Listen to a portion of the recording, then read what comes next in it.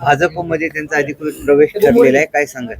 नाही, असं आहे की आता काँग्रेसची अवस्था अशी आहे की विशेषतः महाराष्ट्रामध्ये नात्यागोत्यांचाच पक्ष राहिलेला आहे आणि प्रेरणा देण्यासारखं कुठलंही काम टीका टिप्पणी हे जरी विरोधी पक्षाचं काम जरी असलं नुसतं टीका टिप्पणीवर राज्य चालत नसतं. त्यासाठी काही कष्टही करावे लागतात. राज्याच्या प्रगतीचाही पुढचा रोडमॅप तयार करावा लागतो. टीम बरोबर ठेवून त्यांना उत्साहाने काम करण्यासंदर्भात काही प्रेरणा द्यावी लागते. दुर्दैवाने आता कुठलीच बाब ही महाराष्ट्रात होत नाही आहे आणि म्हणून स्वाभाविक लोक आता किती दिवस वाट पाहतील. त्यामुळे सांगलीमध्ये जी घडामोडी घडल्या आहेत तर प्रमुख कारण जे आहे काँग्रेस आता नेतृत्वहीन झालेली असल्यामुळे अशा गोष्टी घडणारच. साहेब, राजकोटमध्ये आधी पुतळा पडला, त्यानंतर तो बांधण्यात आला, ते आता बेसमेंट खचलेलं आहे. असं आता मला नेमकं सांगता येणार नाही.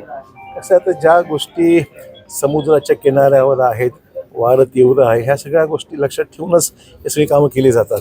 मला नेमकं काय आता बातम्या वृत्तपत्रातल्या आहेत किंवा माध्यमातल्या आहेत तर त्याच्यावर मी रिॲक्ट एकदम करणार नाही माहिती घेतल्याशिवाय. ज्या पद्धतीनं पुण्यात पूल कोसळला, असं काही नांदेडमध्ये अडकणार आहे का जुन्या पुलाचं काही? असं घडून हीच माझी भूमिका आहे आणि भावना आहे.